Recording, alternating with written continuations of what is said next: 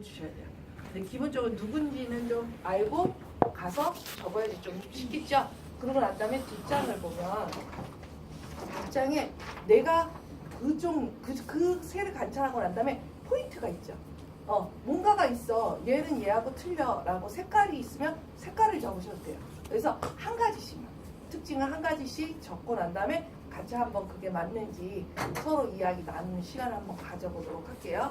자, 근데 그 전에 좀 간단하게 우리 몸풀기 체조를 한번 할게요. 사세 친구는 할 수 있어요. 할 수 있어요. 네, 할 수 있을까요? 네. 자, 간단한 네. 전래놀이 손유인데 어머니도 하셨을 거예요. 아기들이 가장 많이 하는 잼잼 곤지곤지입니다. 자, 이거를 잼잼 곤지곤지 짝짝 잼잼 곤지곤지 짝짝 잼잼 곤지곤지 짝짝 잼 곤지 짝 곤지 잼 잼 곤지 짝. 어머니들 이거 많이 하시면 치매 예방에 아주 좋고요. 여기 친구들은 엄마랑 많이 저랑 하면 해주자. 뭐가 발달할까? 네. 뇌가 발달이 돼서 공부를 아주 곤지곤지 열심히 짝짝 잘하게 하는 건데 공부하는 데 연습. 도움이 많이 된다고 하네요. 그래서 한번 해보도록 하겠습니다. 시작. 자, 준비하시고 자, 주목. 아들이 잘하는지 여자가 잘하는지 남자가 잘하는지 볼 거예요. 알겠죠? 자, 갑니다. 천천히 갈게요. 자, 시작. 잼잼 곤지 곤지 짝짝 잼잼 곤지 곤지 짝. 짝. 어이 잘해.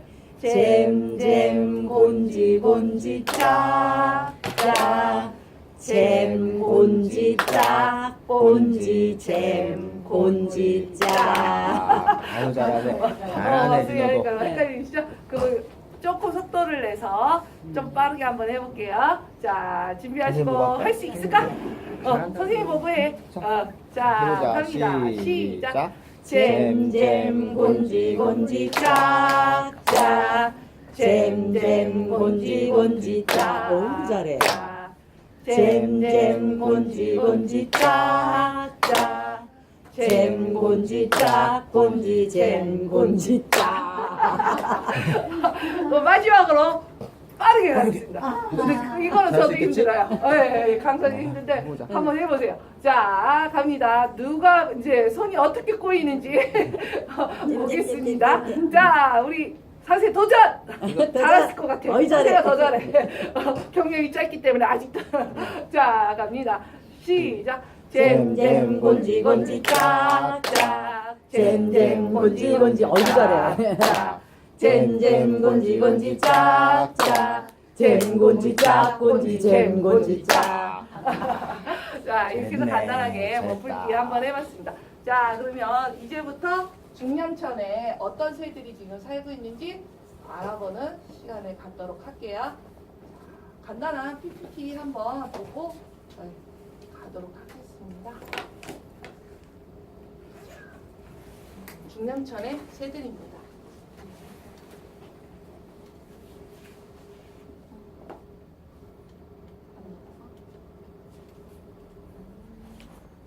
철새입니다.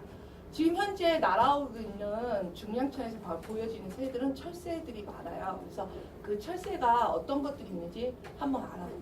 자, 먼저 철새란 계절에 따라서 살기 좋은 기후와 풍부한 먹이를 찾아 이사 다니는 새들입니다. 그래서 이 친구들은 여름 철새가 있고요. 겨울 철새가 있습니다. 또 하나가 더 있는데 얘는 이렇게 거쳐가는 애. 중간에 왔다가 그냥 가. 그래서 그런 친구들을 나그네 새라고 해요. 그래서 주로 철새에는 여름 철새, 겨울 철새, 나그네 새라는 친구들이 있습니다. 여름 철새는 봄에 우리나라에 와서 짝짓기를 한 다음에 가을이 오면 따뜻한 나라로 그냥 가버려요. 그러니까 얘네들은 따뜻한 나라만 찾으러 다니는 친구들입니다. 그래서 그 친구들 중에는 제비, 찌르레기, 물청새, 깨꼬리, 파랑새가 있는데 한 가지 더 있습니다. 누구일까요? 퀴즈입니다. 참새? 아니요. 얘는 남의 둥지에 알을 낳아요. 남의 둥지에다가 알을 예? 아니. 그래서 몰라요? 여기 친구들 알 것 같은데 남의 둥지에다가 알을 낳아. 그래서 얌체야. 나중에 거기 살고 있는 알을 갖다가 얘가 밖으로 막 던져버려. 낙타불이라 그랬나? 뭐라 그랬는데? 이거 옛날에 시골에서는 안에 있는 여자친구 부를 때 이렇게 부르잖아요. 뻑! 맞아. 뻑! 하면은 안에서 알았다고 뻑꾹 하고 이야기 해주잖아요. 그래서 서로 주고받는 신호로 많이 사용을 했습니다. 그래서 뻐꾸기가 있습니다. 뻐꾸기 같은 경우에는 아주 먼 데서 날아와요. 먼 데서 날아오다 보니까 그러니까 잘못 알고 있는 상식이 얘가 그러니까 못됐다라고 얘기를 하시는데 못된 건 아니고요. 아주 먼 나라에서 날아오다 보니까 알을 짝짓기를 해가지고 바로 알을 낳을 수 있는 상황이 아니에요. 그러니까 집을 지을 시간이 없어요. 그러니까 얘네들은 짝을 짓고 난 다음에 뱃속에 알을 품고 있어요. 품고 있다가 와서 둥지가 완성된 곳에 가서 알을 낳아요. 그래서 낳는 바람에 그 어쩔 수 없이 또 그 애가 새끼가 자라서 얼추 날아갈 수 있는 상황이 되면 또 다시 데리고 가야 돼요. 그러다 보니 둥지를 지을 시간이 없는 거예요. 얘네들. 그러다 보니 남의 둥지에다가 알을 낳고요. 그러다 보니 자기 새끼를 키워보지를 못하잖아요. 그러니까 먼 거리에서 잘 자라고 있니? 하고 계속 뻑꾹 신호를 보내는 거예요. 자식 근처한테 자식한테 엄마 여기 있어. 엄마 너 잘 자라니? 네 목소리 좀 들려줘. 그러면 걔가 화답하듯이 뻑꾹 울면서 서로 주고받는. 그러면서 나중에 다시 만나서 데리고 다시 자기 고향으로 돌아갑니다. 그래서 너무 먼 곳에서 오다 보니까 집 지을 시간이 없어요. 그래서 뻐꾸기 보시면 못된 새라고 욕하지는 말아주세요. 자, 겨울채새 갑니다. 소설 쓰는 가을에 우리나라에 겨울이 나고 봄이 되면 북쪽으로 가서 짝짓기를 하는 새들이에요. 그래서 지금 현재 계속 날아 들어오고 있죠. 그래서 지금 서천에 주로 서천을 가시면 겨울철새를 많이 만날 수가 있습니다. 그 중에 항새, 독수리, 두루미, 고니 등이 있고요. 아까 전에 우리 사세 친구가 만나고 싶다는 친구였어요. 앞에 첫자 글자와 뒤에 글자 똑같고요. 얘는 이렇게 V자로 날아갑니다. 뭘까요? 크게 얘기해줘. 어떤 거라고? 사세 친구 뭐라고? 얘기했던 것 같은데 안 들려. 바로 자, 기러기들이 V자 형태로 가는데 앞에 맨 앞에 있는 사람이 선두. 네, 선두자지죠. 그래서 그 사람이 그 새가 기란내자예요. 그래서 그 새는 항상 길을 기억하고 있어서 따라서 가다 보니 대형이 V자가 되는 건데 V자의 이유가 하나가 있어요. 바람에 기류를 타야 되기 때문에 일자로 가면은 기류 타기가 어려워요. 그래서 얘네들도 나름 날개짓의 힘을 조금 적게 받기 위해서 V자 형태로 기류를 타고 그렇게 날아다니고 있습니다. 먼 거리를 날아다니니까. 그 다음 갑니다. 나그네스입니다. 북쪽이나 남쪽으로 먼 여행을 하던 중간에 잠시 우리나라에 들렸다 가는 거예요. 아 힘들어 좀 쉬었다 갈래 하고 잠깐 쉬었다가 먹이를 좀 먹고 내가 좀 숨을 돌린 다음에 다시 자기가 원하는 나라로 날아가는 친구입니다. 그래서 이 친구들은 도요새, 갯검, 물대새, 물닭 등이 있습니다. 철새 이동입니다. 새들은 언제 일어나고 자야 하는지 언제 겨울을 나러 떠나야 하는지 알려주는 시계가 몸속에 있대요. 그래서 그 몸속이 계절이 바뀌었어. 너 남쪽으로 가야 돼. 아니야 이제 북쪽으로 가야 돼. 하고 몸이 알려준대요.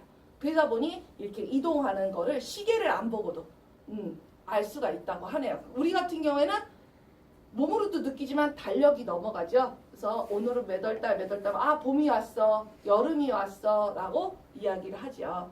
자, 낮에는 어떤 일이 발생되냐면 낮에 이동하는 새들은 해의 길잡이로 삼아서 해의 이치를 보고 방향을 안대요. 그래서 해가 저쪽에 떴구나. 저쪽에 떴구나. 하고 이렇게 알면서 인식을 한대요. 그래서 남쪽으로 가야 한다면 어떻게 할까요? 어떻게 해야 될까요? 해 있는 쪽으로.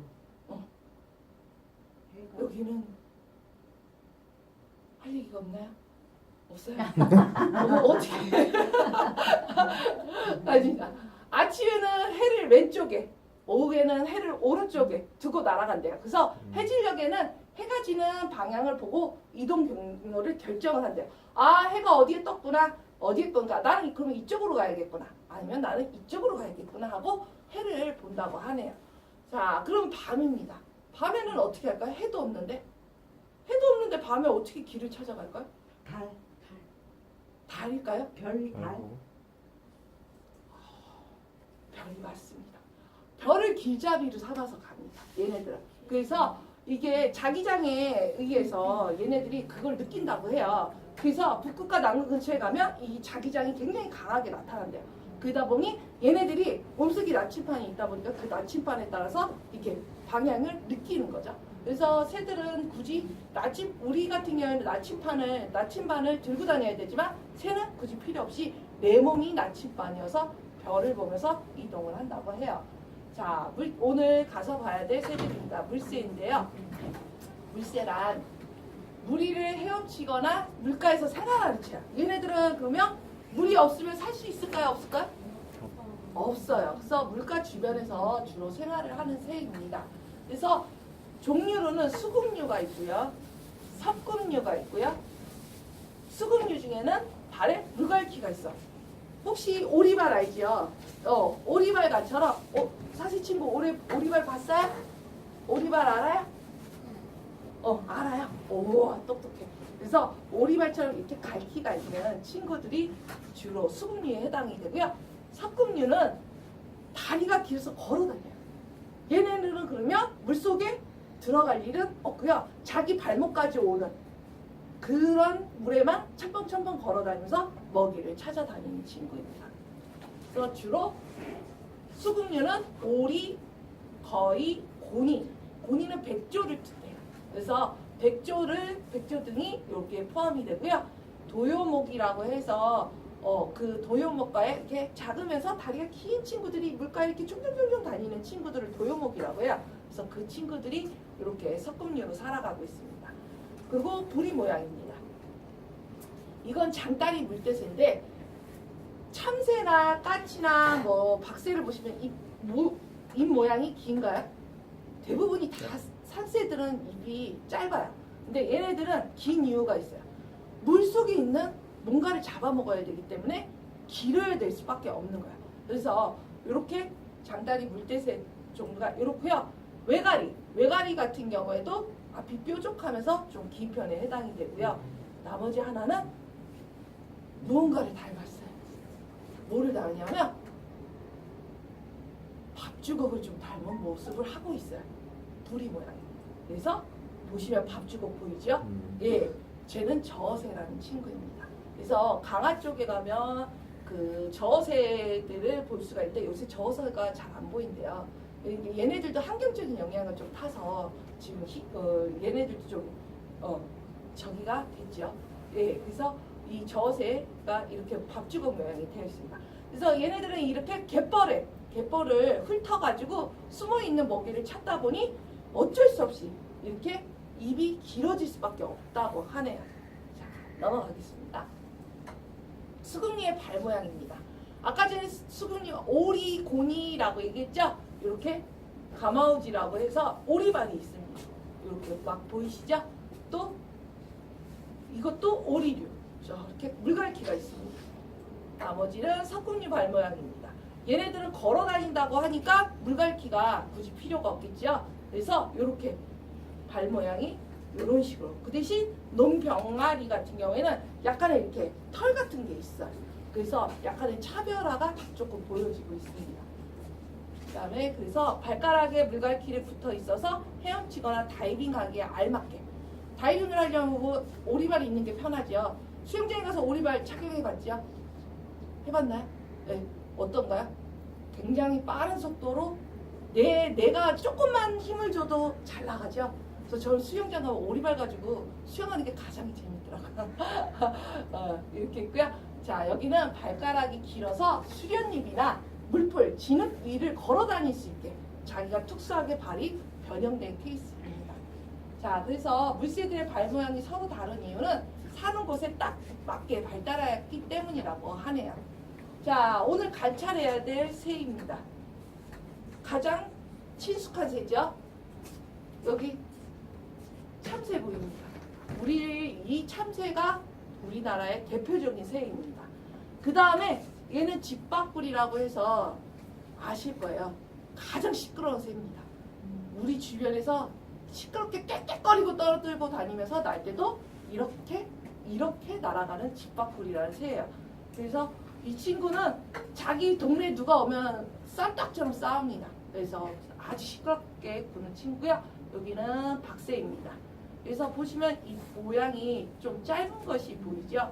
자, 얘는 비둘기 종류인데 그냥 비둘기는 아니고요. 맷비둘기. 지도카드에서 네, 산에서 산나라고 해서 맷비둘기라고 하는데 지금 현재 보여지는 비둘기하고 틀린 점이 비둘기는 목욕을 안 해요. 근데 얘는 목욕을 해요. 그래서 자기가 항상 청결을 유지를 하고요. 얘는 특징이 나무에 집을 지어요. 그렇지만 비둘기는 나무에 집을 지을까요? 아니에요. 걔는 건물 다리 밑에다가 집 짓는 거 되게 좋아해요. 그래서 맷비둘기하고 모습 자체도 틀리기 때문에 비둘기를 그러니까 보시면 되세요. 그래서 비둘기 같은 경우는 좀 저기 하지만 맷비둘기 같은 경우에는 해롭지 않고 사람들한테 그러니까 더럽지 않은 새라고 생각하시면 되십니다. 그리고 까치입니다. 까치도 일명 집밥꿀이하고 똑같이 깡패예요. 그래서 얘네들은 집단으로 자기 영역에 누군가가 침범을 하면 집단으로 얘네들이 공격성을 가지고 있어요. 그래서 까치를 이길 정도예요. 그러니까 까치가 날라오면 까마귀가 날라오면 까치가 때로 가서 걔를 공격을 해서 쫓아내요. 근데 만약에 까마귀가 여럿이 오면 까치는 잽싸게 도망갑니다. 자, 그 다음에 오늘 관찰해야 될 친구가 천둥오리입니다. 보이시나요? 천둥오리가 여기 앞에 색깔이 초록빛이 얘가 수컷일까요? 얘가 수컷일까요? 초록이 수컷. 초록색. 네, 맞습니다. 얘가 수컷이고요. 얘가 암컷입니다. 왜 그럴까요? 이유가 있습니다. 왜 그럴까요? 원래 동물들이 화려한 거는 수컷, 네, 화려하지 않은 거는 암컷. 네. 이러지 않나요? 예. 그 이유는 암컷은 뭐를 낳죠? 알을 낳아요.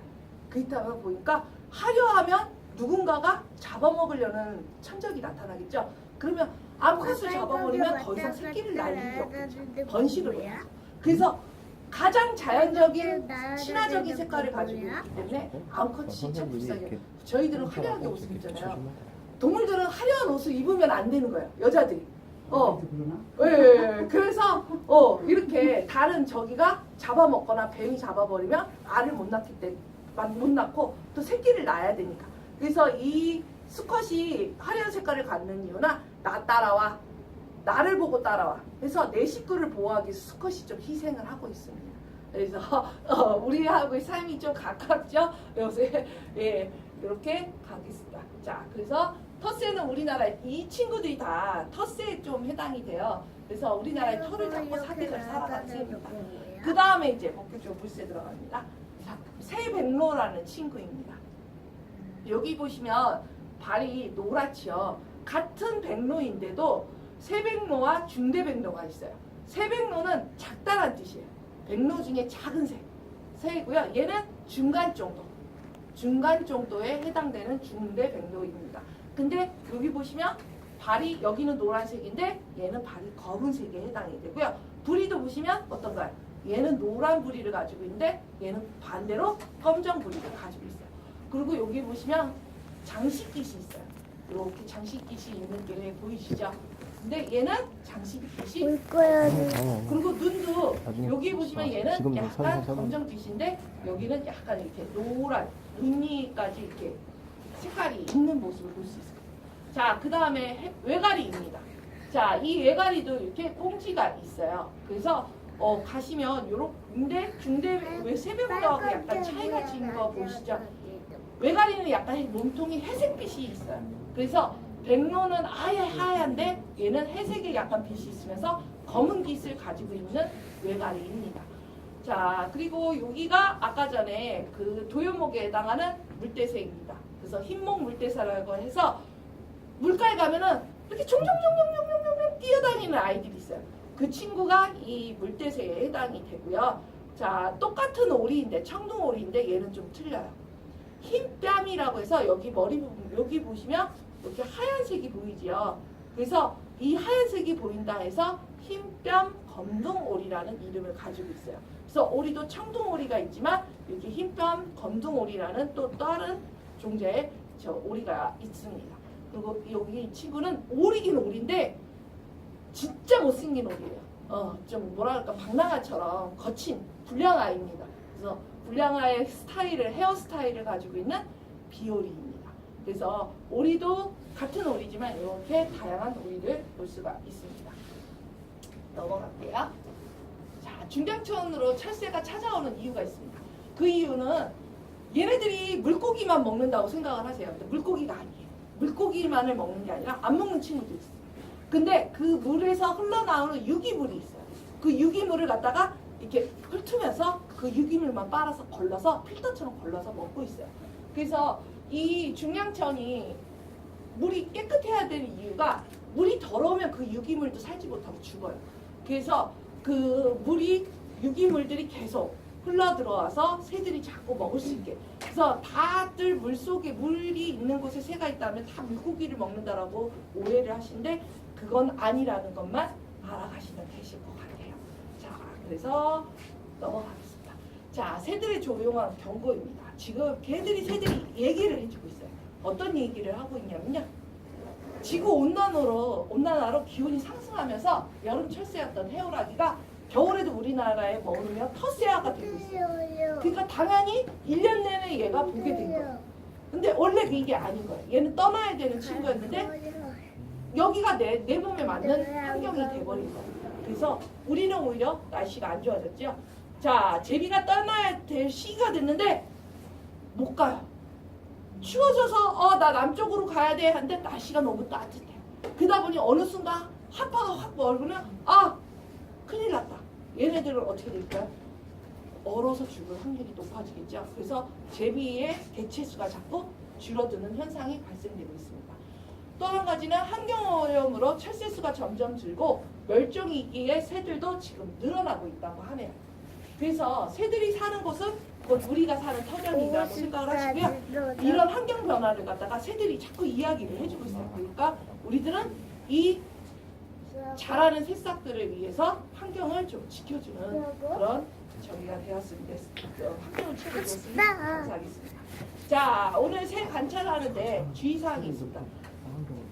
일단은 만원경을 하나씩 쌍안경을 다 나눠줄 예정이고요. 자, 새 관찰할 때 가셔가지고 떠들면 새들이 알아요.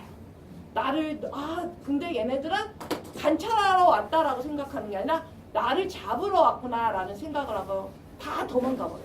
그렇기 때문에 새를 관찰할 때는 그 소리, 그러니까 새 위치, 그러니까 새 조용히 하셔야 되고요. 그 중에 한 가지 새가 보이면 일단 새 소리를 먼저 보신 다음에 위치를 먼저 확인을 하세요.